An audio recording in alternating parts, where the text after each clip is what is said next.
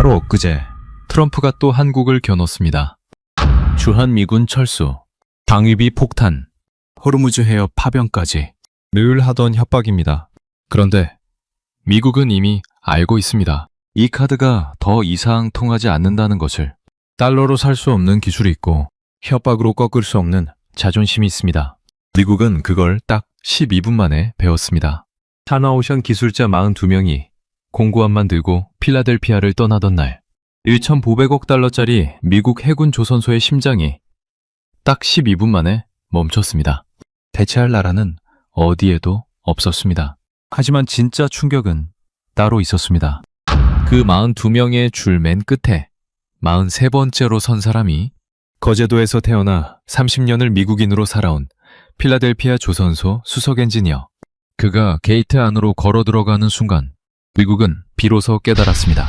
자신들이 내쫓은 게 기술자가 아니라는 것을. 지금부터 그 충격적인 전말을 공개합니다. 시청하기 전 구독과 좋아요, 댓글에 대한민국 최고라고 응원해주세요. 안녕하세요. 저는 창태성입니다.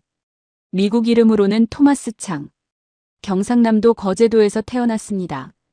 5살에 부모님 손에 이끌려 필라델피아로 건너왔습니다. 그때부터 30년입니다. 한국말은 잊었습니다. 거제도도 잊었습니다. 아버지가 옥포 조선소에서 배를 만들던 사람이라는 것도 가슴 깊이 묻어두었습니다. 그런 제가 필라델피아 해군 조선소 수석 엔지니어가 됐습니다. 현장에서만 30년. 크레인 케이블이 어느 지점에서 쳐지는지, 용접 불꽃 색깔만 봐도 온도가 맞는지 아는 사람입니다. 파란빛이 섞인 흰 불꽃이 나와야 접합부가 제대로 붙습니다. 주황빛이 나오면 온도가 낮다는 신호입니다. 그런데 이 조선소가 죽어가고 있었습니다. 도크 바닥에 물이 고여 있었습니다. 물을 빼내는 배수관이 막혀서 콘크리트 바닥이 항상 흥건했습니다. 발을 디딜 때마다 질퍽한 소리가 났습니다. 대형 크레인 케이블에는 붉은 녹이 슬어 있었습니다. 수백 톤짜리 철제 블록을 매달고 있는 줄에 녹이 쓴 겁니다. 언제 끊어져도 이상하지 않았습니다. 용접 장비는 10년도 더 된 구형이었습니다. 저는 이 현실을 워싱턴에 수도 없이 보고했습니다. 돌아오는 답은 항상 같았습니다. 검토 중입니다. 10년 동안 그 답이었습니다. 그러던 어느 날 워싱턴에서 연락이 왔습니다. 한국 기술진을 받아들이라는 지시였습니다. 하나오션. 거제도에 본사를 둔 세계 최고 수준의 조선 회사였습니다. 기술자 42명을 필라델피아로 보내겠다는 겁니다. 저는 직접 공항으로 나갔습니다. 입국장에서 42명이 나오는 걸 보는 순간 멈췄습니다. 캐리어 대신 공구함을 든 사람이 절반이었습니다. 공구함이란 기술자가 현장에서 쓰는 연장을 담는 금속 상자입니다. 나이가 제각각이었습니다. 20대 후반부터 60에 가까운 장인까지. 모두 손이 거칠었습니다. 맨 앞에 선 사람이 강태선 총괄이었습니다. 악수를 나눴습니다. 왼손바닥에 오래된 화상 흉터가 있었습니다. 가죽이 쭈글쭈글하게 말라붙은 흉터. 용접 불꽃의 대인 자국이었습니다. 저는 그 순간 숨이 멎었습니다. 아버지 손에도 똑같은 흉터가 있었습니다. 왼손바닥. 똑같은 자리에. 어릴 때 아버지 손을 잡으면 그 울퉁불퉁한 감촉이 느껴졌습니다. 거제도 옥포 조선소에서 30년을 일한 손이었습니다. 저는 그 손이 싫었습니다. 아니, 부끄러웠습니다. 미국 친구들 앞에서 아버지 손을 보이기 싫었던 어린 시절이 있었습니다. 그런데 지금 그 손이 눈앞에 있었습니다. 강태선이 눈치챘는지 묻지 않았습니다. 저도 말하지 않았습니다. 그냥 악수를 끝냈습니다. 문제는 다른 곳에서 왔습니다.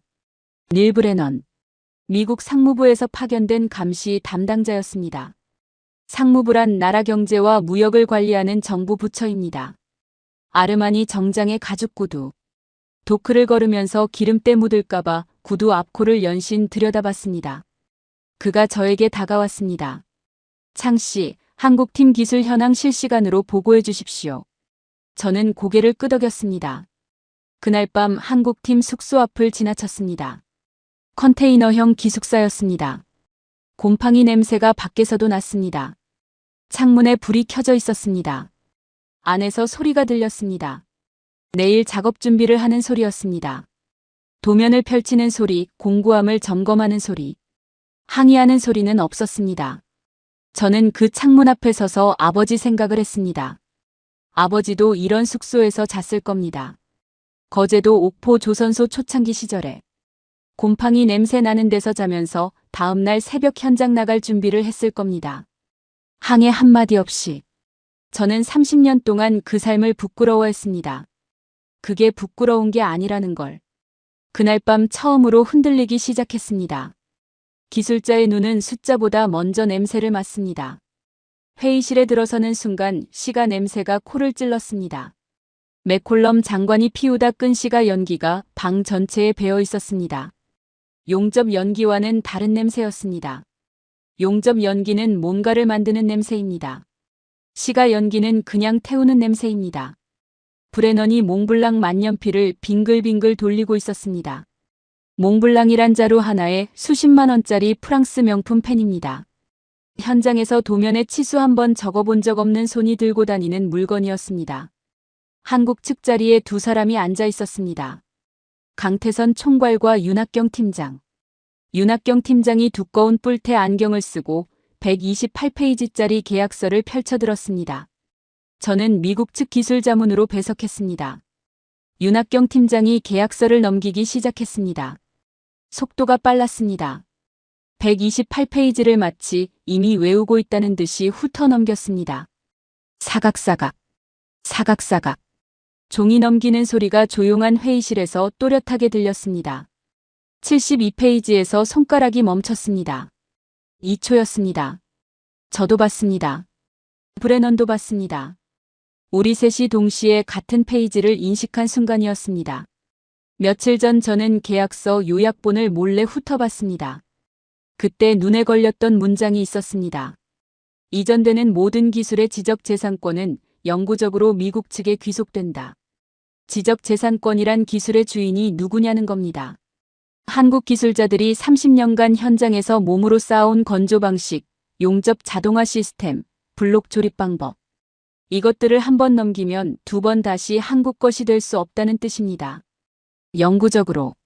되돌릴 수 없게. 저는 입을 열었습니다.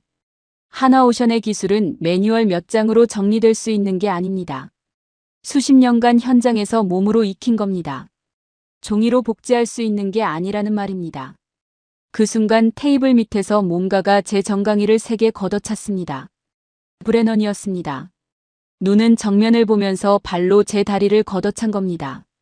정강이가 얼얼했습니다. 저는 미간을 찌푸리며 입을 다물었습니다. 미국 정부 관리가 자국 엔지니어 정강이를 걷어차서 진실을 막는 자리. 그게 이 테이블의 수준이었습니다. 회의가 끝나고 복도에서 브레넌이 제 옆으로 왔습니다. 기술은 종이에 옮겨져야 진짜 기술입니다. 상씨. 저는 대답하지 않았습니다. 그날 밤 혼자 사무실에 남아 계약서 사본을 꺼냈습니다. 72페이지를 다시 읽었습니다. 그리고 73페이지, 74페이지를 읽었습니다. 74페이지에서 멈췄습니다. 상대방의 일방적인 행정 조치나 정책 변경으로 운영 환경이 현저하게 훼손될 경우 한국 측은 별도의 합의 없이 핵심 인력의 철수 절차를 개시할 권리를 갖는다. 이 경우 한국 측의 철수는 합법적인 방어권 행사로 간주하며 미국 측은 이에 대해 위약금, 손해배상 또는 기타 어떠한 불이익 조치도 가할 수 없다. 서명란을 확인했습니다. 닐 브레넌. 브레넌은 72페이지로 칼을 갈았습니다. 그러면서 74페이지에 자기 손으로 칼집을 만들어 놓은 겁니다. 저는 창밖을 바라봤습니다. 필라델피아 항만의 밤바람이 창문을 흔들었습니다. 소금기 섞인 바람이었습니다. 그때 아버지한테 전화를 걸었습니다. 30년 만에 처음으로 제가 먼저 거는 전화였습니다. 신호가 갔습니다. 아버지가 받았습니다. 태성아. 아버지 목소리였습니다. 거제도 사투리가 섞인 목소리. 30년 동안 듣지 못했던 목소리였습니다. 저는 한참 말을 못했습니다. 그러다 겨우 물었습니다. 아버지, 기술이 뭔지 아십니까? 아버지가 잠시 침묵하더니 말했습니다. 태성아, 배는 사람이 만드는 기다. 종이가 만드는 게 아니다. 전화를 끊고 저는 오래 앉아 있었습니다. 브레넌이 낮에 했던 말과 정반대였습니다. 기술은 종이에 옮겨져야 진짜 기술이라던 그 말과 거제도 조선소에서 30년을 보낸 아버지와 워싱턴에서 25년을 보낸 브레넌. 누가 맞는지는 물어볼 필요도 없었습니다. 정강이가 아직도 욱신거렸습니다. 새벽 4시 50분이었습니다. 저는 습관적으로 일찍 출근합니다. 30년 동안 한 번도 늦은 적이 없습니다. 그날도 어김없이 5시 전에 정문을 통과했습니다. 도크에 이미 불이 켜져 있었습니다. 한국팀이 먼저 나와 있었습니다. 42명 전원이었습니다. 곰팡이 냄새 나는 숙소에서 눈을 뜨자마자 나온 겁니다. 손에는 이미 공구가 들려 있었습니다. 저는 그 풍경을 보고 잠시 멈췄습니다. 계약서의 출근 시간은 8시로 적혀 있었습니다. 이 사람들은 계약서가 아니라 다른 무언가를 보고 움직이는 겁니다. 강태선이 저를 발견하고 다가왔습니다. 창 씨도 일찍 나오시네요. 저도 습관입니다. 30년째. 강태선이 작게 웃었습니다. 처음 보는 표정이었습니다. 그럼 같은 사람이네요. 그게 전부였습니다. 하지만 그 한마디가 하루 종일 머릿속에서 떠나지 않았습니다. 같은 사람. 30년 동안 미국인으로 살아온 저와 거제도에서 배를 만들어 온 이 사람이 같은 사람이라는 게 첫째 주였습니다. 도크바닥 배수관 공사였습니다. 10년 동안 물이 고여있던 바닥이었습니다. 워싱턴이 10년째 검토 중이라고만 했던 작업이었습니다. 닷새 만에 끝냈습니다. 10년 만에 처음으로 콘크리트 바닥이 마른 빛깔을 드러냈습니다. 저는 그 바닥에 쪼그려 앉아 손으로 짚어봤습니다. 건조하고 차가운 콘크리트 질감이 손바닥에 느껴졌습니다. 이게 원래 색이었구나. 둘째 주였습니다. 대형 크레인 3대의 케이블 교체였습니다. 구본학 기장이 20m 크레인 위에 올라가 손으로 녹슨 부위를 하나하나 짚어가며 교체할 곳을 표시했습니다. 바람이 불었습니다. 작업복이 펄럭였습니다. 미국 기술자 한 명이 제 옆에서 올려다봤습니다. 20년 경력의 베테랑이었습니다. 저 높이에서 어떻게 저러지? 저도 대답을 못했습니다. 셋째 주였습니다. 자동 용접 시스템 설치였습니다. 사람 손 대신 기계팔이 용접하는 장치입니다. 이 조선소 환경에 맞게 처음부터 설정해야 했습니다. 설정값 하나가 0.1mm만 틀려도 용접 접합부에 균열이 생깁니다. 그 균열이 바다 한가운데서 배를 가릅니다. 진서유가 그 작업을 했습니다. 20대 후반의 젊은 엔지니어였습니다. 사흘 동안 거의 잠을 자지 않았습니다. 눈이 충혈됐습니다. 입술이 텄습니다. 저는 옆에서 지켜보다가 물었습니다. 이 설정값 매뉴얼에 있는 겁니까? 진서유가 고개를 들지 않고 대답했습니다. 몸으로 아는 겁니다. 저는 그 자리에서 한참을 서 있었습니다. 브레넌이 했던 말이 떠올랐습니다. 기술은 종이에 옮겨져야 진짜 기술입니다. 그리고 아버지가 했던 말도. 배는 사람이 만드는 기다. 종이가 만드는 게 아니다. 진서유의 손이 지금 그 답을 쓰고 있었습니다. 한 달 뒤 3번 도크에서 첫 시험 용접이 이루어졌습니다. 기준 오차는 0.3mm였습니다. 결과가 나왔습니다. 0.08mm. 저는 측정 장비를 3번 확인했습니다. 숫자는 바뀌지 않았습니다. 주변에 미국 기술자 10명이 서 있었습니다. 아무도 말을 하지 않았습니다. 그때 브레넌이 도크로 들어왔습니다. 아르마니 정장 차림이었습니다. 결과 수치를 보더니 고개를 끄덕이며 저에게 다가왔습니다. 창 씨 역시 대단하죠. 이 정도면 기술 이전도 문제 없겠는데요. 종이에 옮기기만 하면 됩니다. 저는 그 말을 듣고 진서유를 바라봤습니다. 사흘밤을 새우며 몸으로 만들어낸 0.08mm를. 그리고 브레넌을 바라봤습니다. 브레넌 씨, 저 수치가 종이에서 나온 것처럼 보입니까? 브레넌이 멈칫했습니다. 저는 더 말하지 않았습니다. 말해봤자 이 사람은 모릅니다. 평생 도면에 치수 한 번 적어본 적 없는 손으로는 절대로 알 수 없는 것들이 있습니다. 강태선이 제 옆으로 왔습니다. 브레넌이 돌아간 뒤였습니다. 창 씨, 오늘 처음으로 한마디 하셨네요. 브레넌한테. 저는 쓴 웃음이 나왔습니다. 참다가 한마디 했습니다. 강태선이 도크를 바라보며 말했습니다. 참는 것도 기술입니다. 때가 있으니까요. 때. 저는 그 단어를 곱씹었습니다. 강태선이 말하는 때가 언제인지 그때는 몰랐습니다. 그날 밤 저는 혼자 도크에 남았습니다. 불을 끄지 않았습니다. 텅 빈 도크를 바라봤습니다. 이 도크에서 30년을 일했습니다. 케이블이 낡았다고 보고했습니다. 장비가 낡았다고 보고했습니다. 검토 중이라는 답만 들었습니다. 그런데 42명이 한 달 만에 이 도크를 살려냈습니다. 저는 오른팔 안쪽 흉터를 만졌습니다. 30년 전 케이블 교체하다 쇳조각이 튄 자국이었습니다. 이 흉터를 만들었을 때 저는 23이었습니다. 아직 아버지가 거제도에서 배를 만들고 있던 시절이었습니다. 아버지도 이런 도크에서 이런 불꽃을 받겠구나. 30년 동안 한 번도 해본 적 없는 생각이었습니다. 새벽 5시였습니다. 조선소 정문 게시판 앞에 사람들이 모여 있었습니다. 이 시간에 저렇게 많다는 건 뭔가 심상치 않다는 뜻입니다. 발걸음을 빠르게 했습니다. 하얀 종이 한 장이 붙어 있었습니다. 미국 국토안보부 이민국 특별공지. H-1B 특별기술비자 수수료를 현행 1,000달러에서 즉시 10만 달러로 변경한다. H-1B 비자란 외국인 전문 기술자가 미국에서 합법적으로 일할 수 있도록 허가해주는 문서입니다. 한국 기술자 42명 모두 이 비자로 와 있었습니다. 그 수수료가 하룻밤 사이에 100배가 된 겁니다. 42명이면 총 420만 달러. 우리 돈으로 약 60억 원. 매년. 이건 수수료가 아닙니다. 기술만 두고 나가라는 추방 명령이었습니다. 해리건이 게시판 앞에서 목청을 높이고 있었습니다. 필라델피아 조선소 노조위원장. 작업복 소매를 걷어붙이고 동료들 어깨를 두드리며 돌아다니는 사람입니다. 드디어 해냈어. 외국인들 시대는 끝났다고. 박수가 터졌습니다. 저는 그 무리에서 한 발짝 떨어져 서 있었습니다. 박수를 칠 수가 없었습니다. 미국인으로서, 이 나라 사람으로서 한국팀 숙소 쪽을 바라봤습니다. 42명이 입구 앞에 모여 있었습니다. 젊은 엔지니어 한 명이 주먹을 떨고 있었습니다. 눈이 벌겋게 충혈돼 있었습니다. 저는 강태선 총괄에게 다가갔습니다. 총괄님 죄송합니다.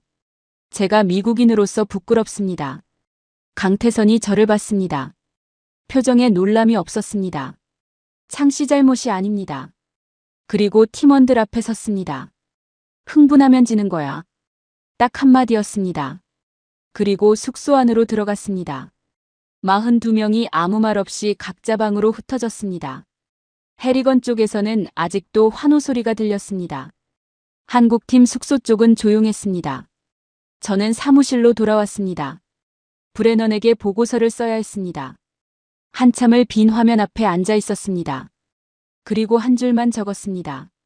현장 상황 이상 없음. 거짓말이었습니다. 손가락이 멈췄습니다.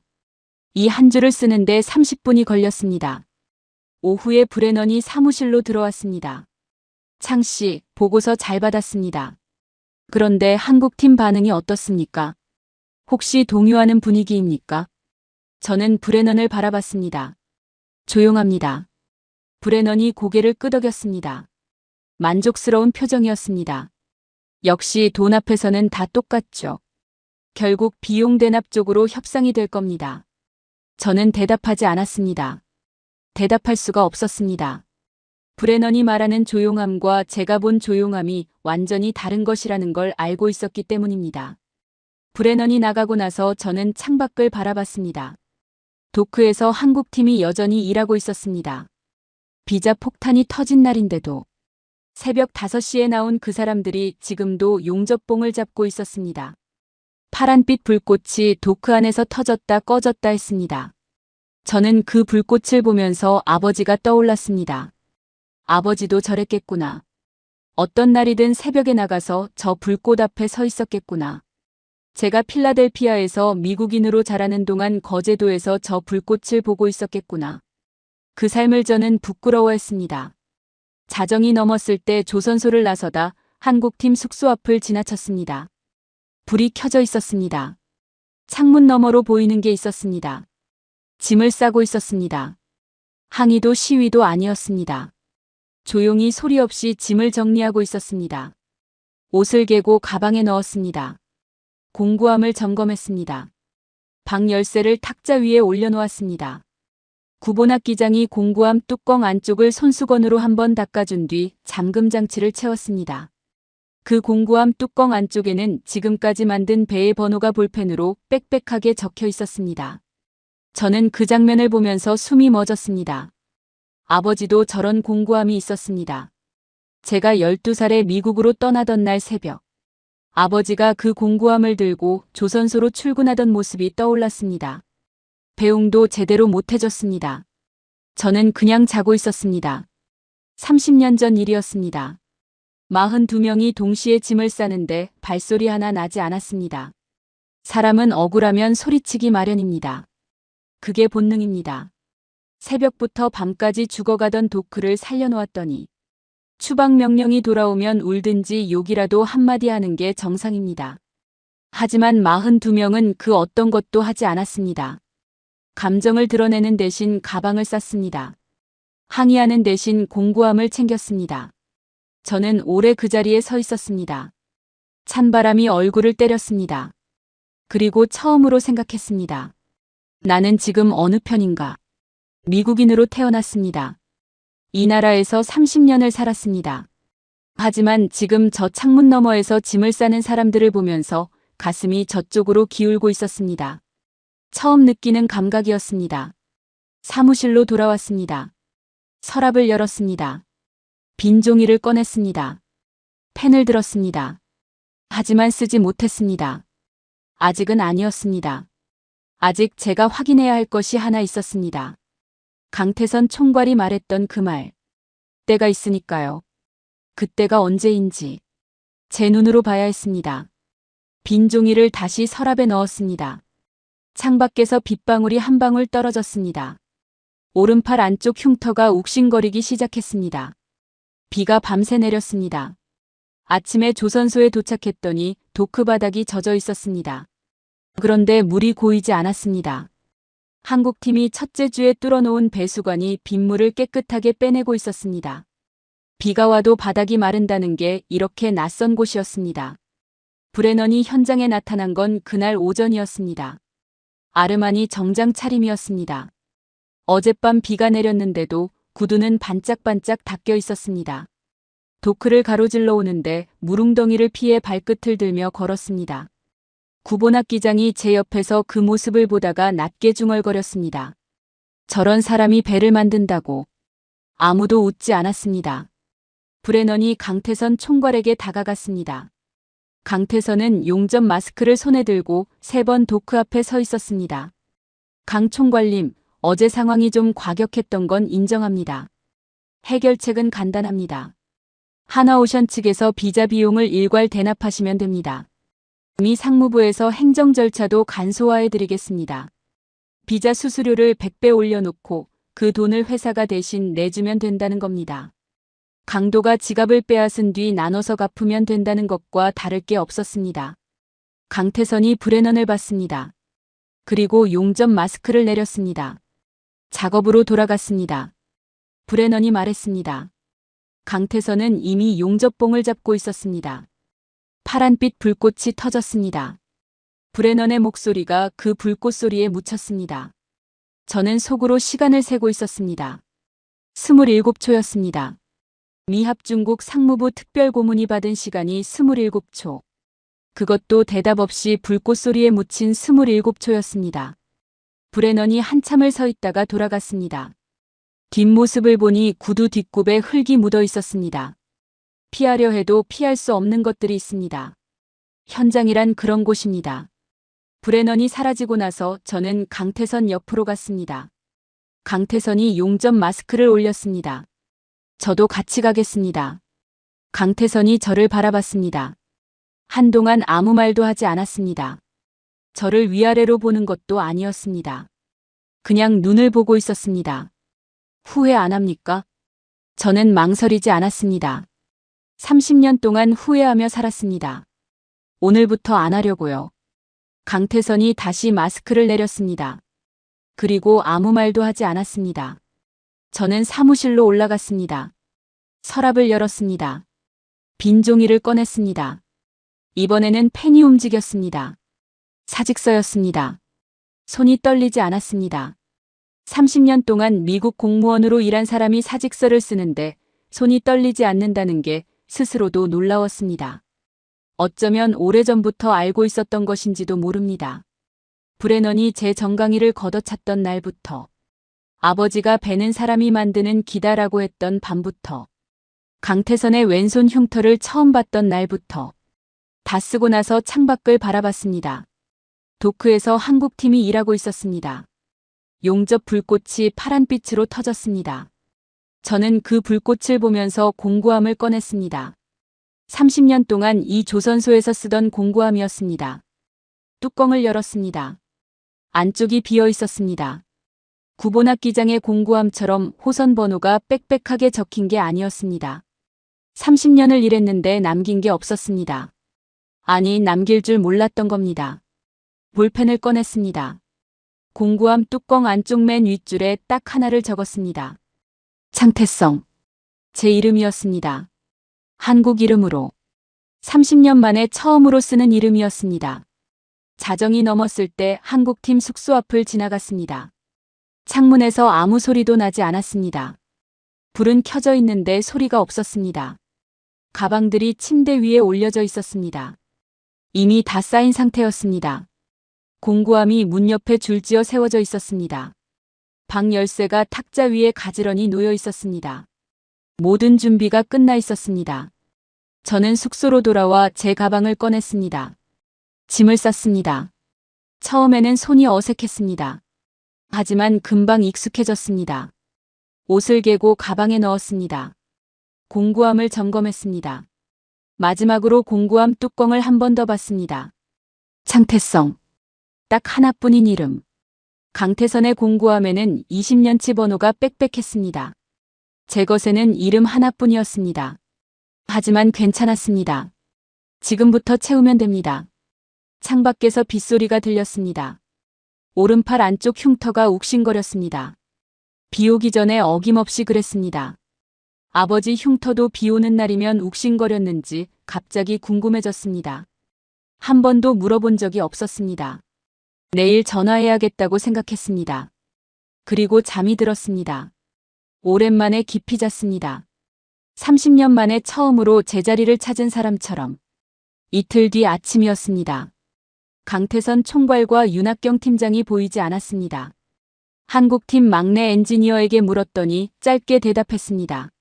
워싱턴 가셨습니다. 저도 함께였습니다. 전날 밤 강태선 총괄이 조용히 연락을 해왔습니다. 내일 워싱턴 갑니다. 같이 가시겠습니까? 저는 망설이지 않았습니다. 사직서는 이미 서랍에 있었습니다. 마음은 이미 정해져 있었습니다. 택시 안에서 강태선이 말했습니다. 창 씨는 아무 말 안 해도 됩니다. 옆에 있어 주시면 됩니다. 저는 고개를 끄덕였습니다. 그 말의 무게를 알고 있었습니다. 미국인이 함께 간다는 것 자체가 브레넌에게는 다른 신호였습니다. 브레넌 사무실 앞에 도착했습니다. 사전 약속 없는 불시 방문이었습니다. 윤학경 팀장의 서류 가방 안에는 A4 용지 한 장이 들어 있었습니다. 브레넌이 우리를 9분간 기다리게 했습니다. 상대를 기다리게 해서 서열을 각인시키는 워싱턴 관료들의 수법이라고 나중에 강태선이 말해줬습니다. 저는 상관없었습니다. 30년 동안 도크에서 기다린 시간에 비하면 아무것도 아니었습니다.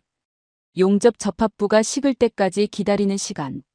블록이 크레인에 매달려 정확한 위치에 내려앉을 때까지 기다리는 시간. 기다림은 현장 사람의 일부입니다. 사무실 문이 열렸습니다.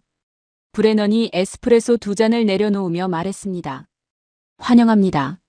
직접 와주셔서 기쁩니다. 아량을 베푸는 신호였습니다.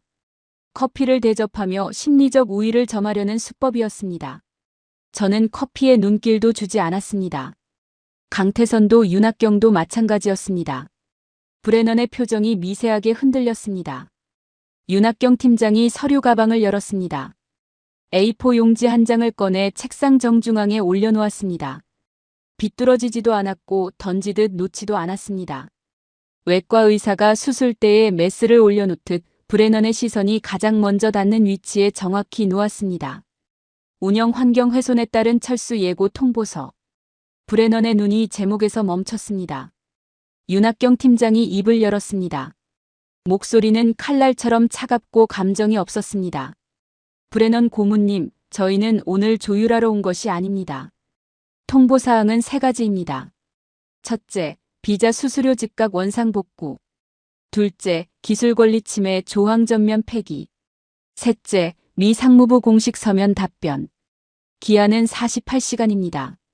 브레넌이 자세를 고쳐 앉으며 입을 열었습니다. 지금 미합 중국 상무부에 요구를 하시는 겁니까? 대한민국 민간 기업이. 일부러 조롱을 섞은 말투였습니다. 상대의 기세를 꺾으려는 수법이었습니다. 윤학경 팀장의 표정에는 미동도 없었습니다. 이건 요구가 아닙니다. 계약서에 명시된 절차입니다. 그때 제가 움직였습니다. 왼쪽 손목 시계를 한번 확인했습니다. 그리고 낮은 목소리로 말했습니다. 남은 시간은 48시간입니다. 감정을 담지 않았습니다. 분노도 아쉬움도 없이. 도면에 적힌 치수를 읽어내리듯 사실만 말했습니다. 브레넌이 콧방귀를 끼려 했습니다. 하지만 그 웃음이 자연스럽게 나오지 않는 게 보였습니다. 이건 협박이 아닙니다. 계약서 제4조 2항에 의거한 정당한 절차 집행입니다. 브레넌이 다급하게 소리쳤습니다. 위약금 청구할 수 있다는 건 알고 계시죠? 하나오션이 일방적으로 철수하면 국제소송도 불사할 겁니다.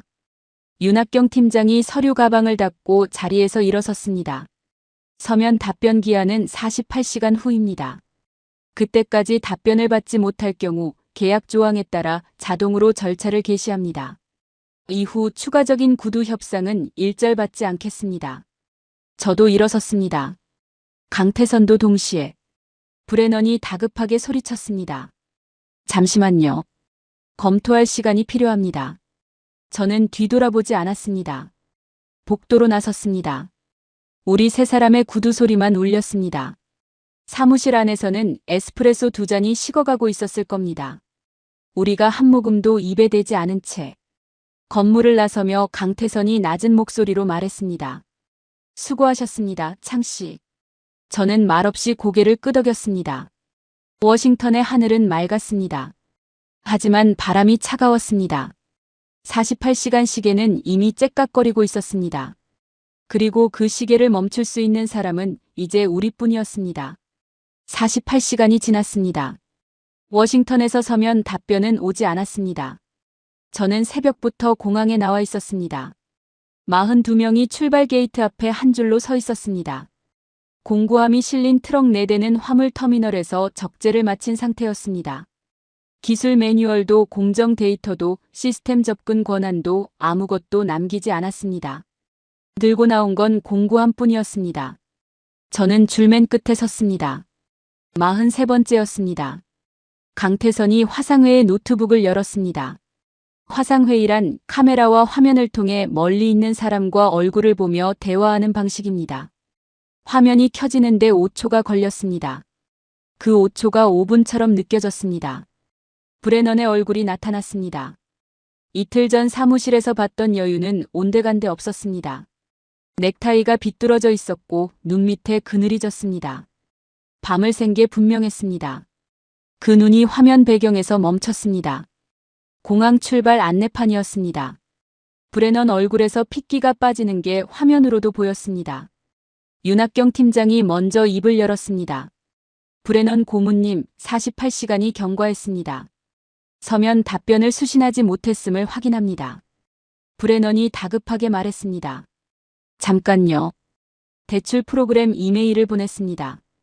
그게 사실상 서면 답변 아닙니까? 윤학경 팀장이 안경 너머로 브레넌을 바라봤습니다. 2초간 침묵했습니다. 통보서의 요구사항은 비자 수수료 즉각 원상 복구였습니다. 대출 프로그램은 수수료를 유지한 채 지불 방식만 바꾸는 것입니다. $99,000 차이는 해석으로 메울 수 있는 것이 아닙니다. 브레넌의 목소리가 높아졌습니다. 좋습니다. 분명히 말씀드리죠. 하나오션이 철수할 경우 위약금을 청구할 겁니다. 미국 내 하나자산을 동결할 권리도 우리에게 있습니다. 바로 그 순간이었습니다. 윤학경 팀장이 서류 가방에서 종이 한 장을 꺼냈습니다. 계약서 74페이지였습니다. 형광펜으로 그어진 조항이 화면에 선명하게 보였습니다. 위약금 말씀하셨으니 계약서 제4조 2항을 읽어드리겠습니다. 감정 없이 또박또박 낭독했습니다. 미국 측의 일방적인 행정조치로 운영 환경이 훼손될 경우 한국 측은 위약금 없이 철수할 권리를 갖는다. 이 경우 미국 측은 어떠한 불이익 조치도 가할 수 없다. 그리고 서명란을 카메라에 가까이 들이댔습니다. 본 조항의 미국 측 최종 서명인을 확인해 주십시오. 브레넌은 볼 필요도 없었을 겁니다. 자기 이름이 거기 있다는 걸 이미 알고 있었을 테니까요. 브레넌의 입술이 떨렸습니다. 하지만 악착같이 마지막 카드를 꺼냈습니다. 그렇다 하더라도 당신들은 아직 미국 영토 안에 있습니다. 출국 금지 명령을 내릴 수 있습니다. 제가 화면 앞으로 나섰습니다. 지금 자유민주주의 국가의 공직자로서 외국인 노동자를 강제로 억류하겠다고 말씀하시는 겁니까? 브레넌이 말을 잇지 못했습니다. 강태선이 화면 상단을 가리켰습니다. 이 대화는 처음부터 녹화되고 있습니다. 화면 상단. 빨간 점 하나가 깜빡이고 있었습니다. 브레넌의 얼굴이 하얗게 질렸습니다.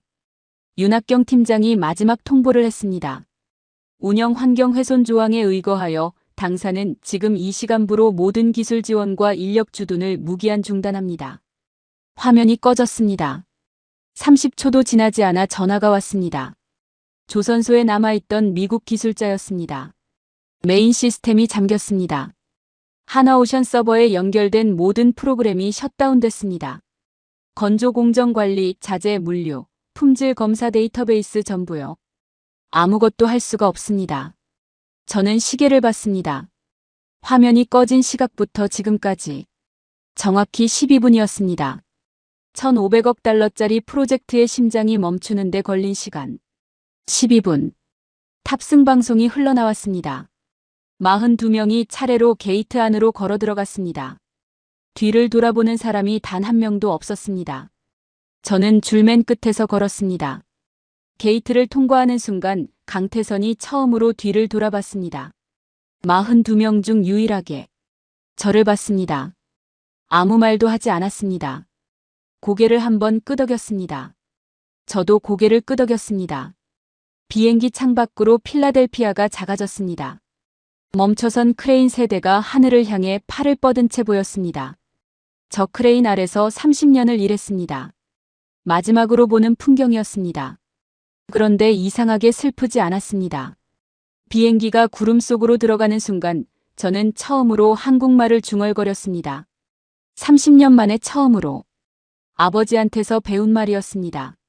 집에 간다. 비행기가 착륙하는 순간 창밖으로 바다가 보였습니다.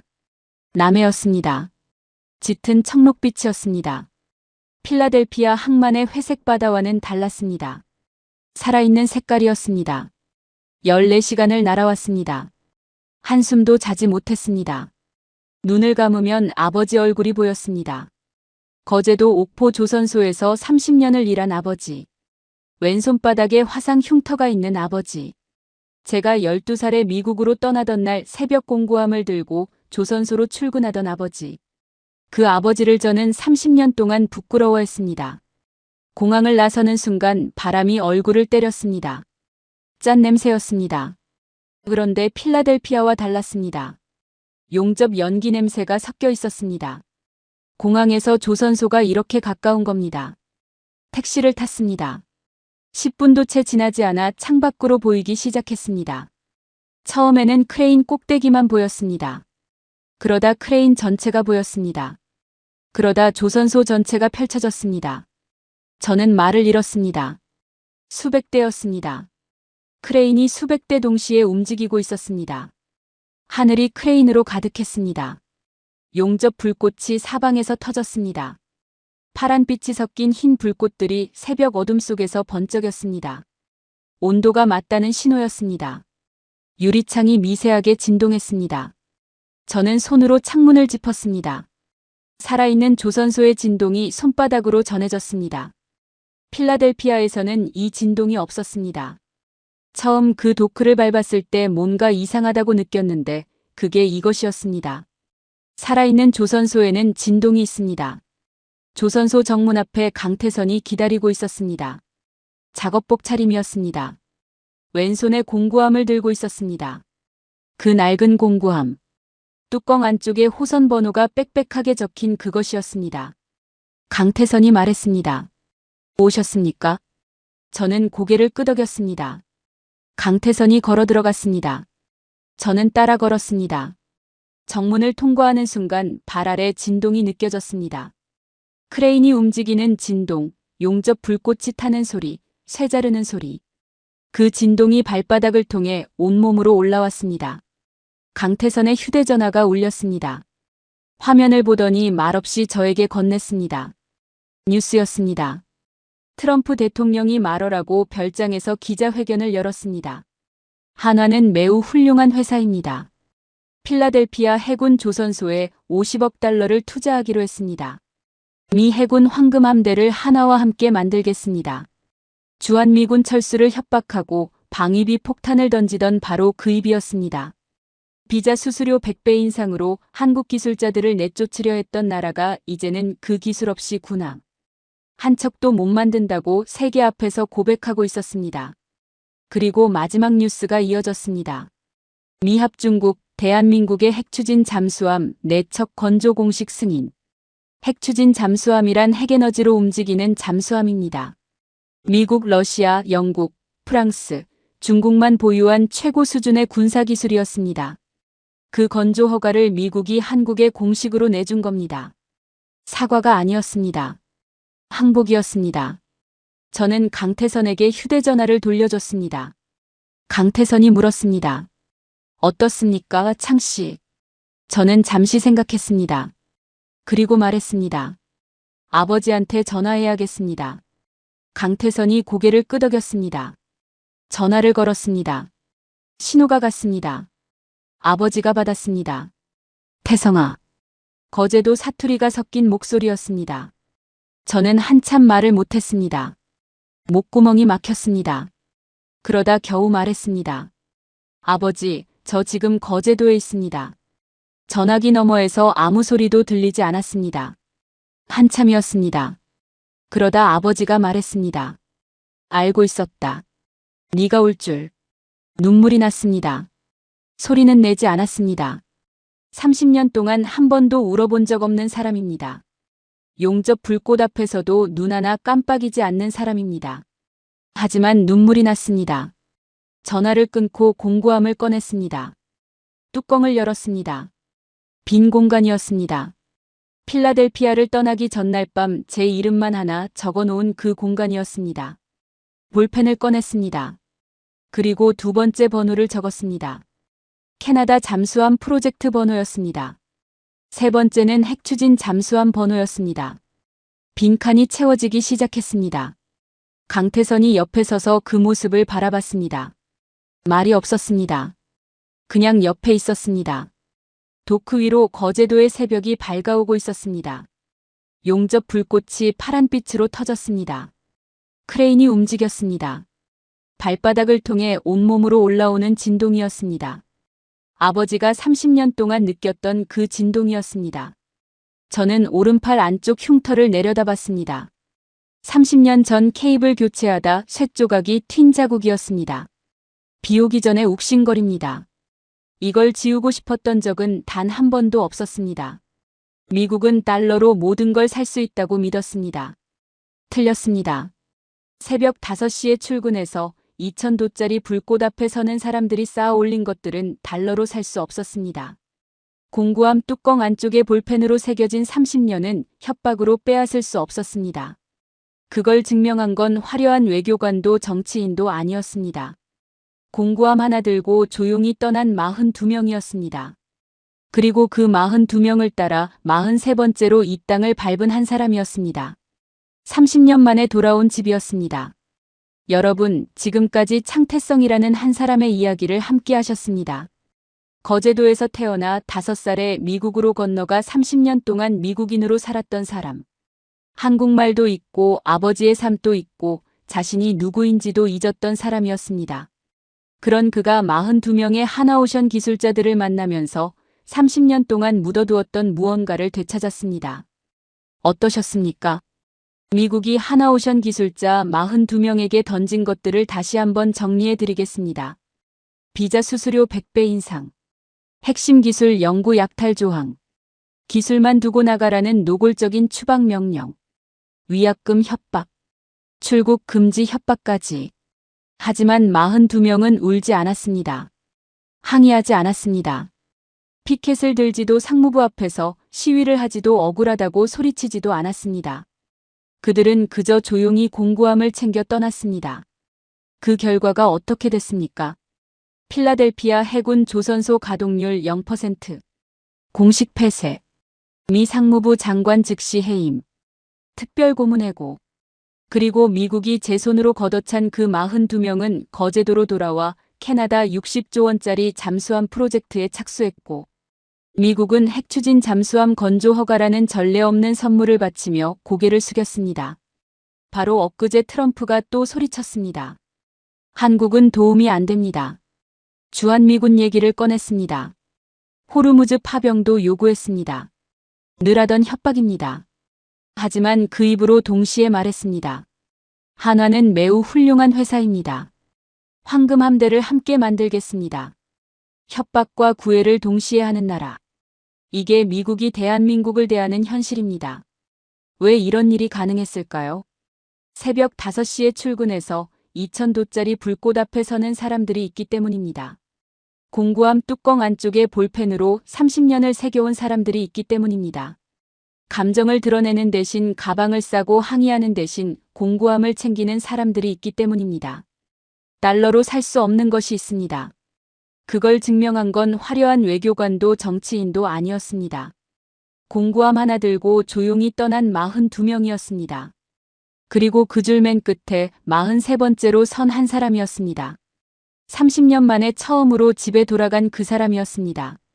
이 이야기가 더 많은 분들께 닿아야 한다고 생각하신다면 지금 영상을 공유해 주십시오.